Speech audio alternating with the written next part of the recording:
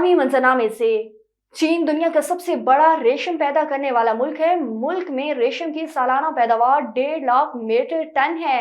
हमारे नुमाइंदे शाहिद अफराज खान चीन में रेशम की सनत और रेशम के कीड़ों की अफसाई से मुतल्लिक तफसीलात से आगाह कर रहे हैं। जी शाहिद, बताइएगा। इस वक्त मैं मौजूद हूँ चीन का ये ग्वांगशी खुद इख्तियार इलाका है और यहाँ पर एक छोटा सा टाउन है और इसकी जो खूबी है वो रेशम की सनत है जिसे हम सिल्क इंडस्ट्री कहते हैं। और ये नाज़रीन बड़ी दिलचस्प बात है कि चीन में जो सिल्क इंडस्ट्री की तारीख है उसको 2000 साल से ज़ायद हो चुके हैं। और इस वक्त अगर दुनिया में मजमूई तौर पर सिल्क की पैदावार की बात की जाए तो 78% से ज़ायद दुनिया में जो है चीन का मजमूई शेयर आता है। और इस वक्त मैं मौजूद हूँ यहाँ पर ये जो कीड़े पालने की सनत है, मैं चाह रहा था आज आपको लाइव यहाँ से बराह रास्त ये मनासिर दिखाऊं कि जो रेशम के कीड़े हैं वो कैसे पाले जाते हैं। एक छोटा सा यहाँ पर एक वेयर हाउस नमा है जहाँ पर आप देख सकते हैं कि ये रेशम के कीड़े जो है यहाँ पर रखे गए हैं और इस इलाके में रेशम के कीड़ों की एक पूरी एक सनत है और जिससे वाबस्ता देख रहे होंगे आपके शहतूत के पत्ते जो है वो उनको मुहैया किए जाते हैं।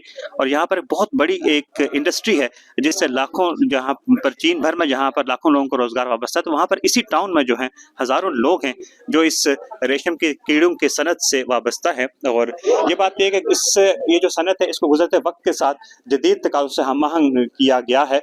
और इस हवाले से भी एक अहम बात है कि एक जानिब यहाँ पर लोगों के रोजगार के मौके भी फराहम कर रही, वहाँ पर चूँकि इसका जो शुमार होता है वो चीन की मुकामी सनतों में होता है और रवायती सनतों में होता है। यही वजह है कि चीनी हुकूमत है उसकी हमेशा ये कोशिश रही है कि ऐसी सनतों को फ़रोग़ दिया जाए और इससे मुकामी लोगों को रोजगार भी मिला है। और एक बात और अहम है कि ये इंसदाद गुर्बत के हवाले से भी एक अहम कड़ी है।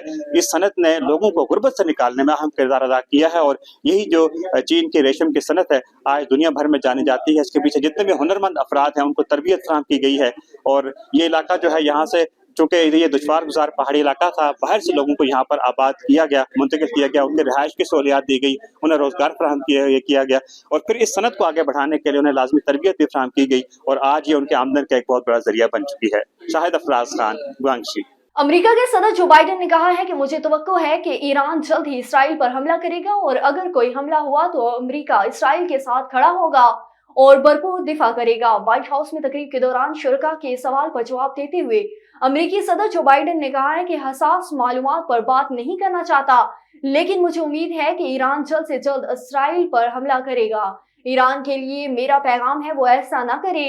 अमेरिकी सदर जो बाइडेन ने मजीद कहा है कि ईरान हमले में कामयाब नहीं होगा, हम इसराइल के दिफा में मदद करेंगे और इसका भरपूर साथ देंगे। इसराइल पर मुमकिन हमले के पेश नजर अमरीकी शहरियों को गैर जरूरी सफर से गुरेज करने का कह दिया है। दूसरी जानिब अमरीकी कौमी सलामती कौंसिल के तर्जुमान ने कहा है कि दमिश्क में कौंसिल खाने पर हमले का जवाब देने के लिए ईरान की जानिब से इसराइल को दी जाने वाली धमकियां हकीकी हैं।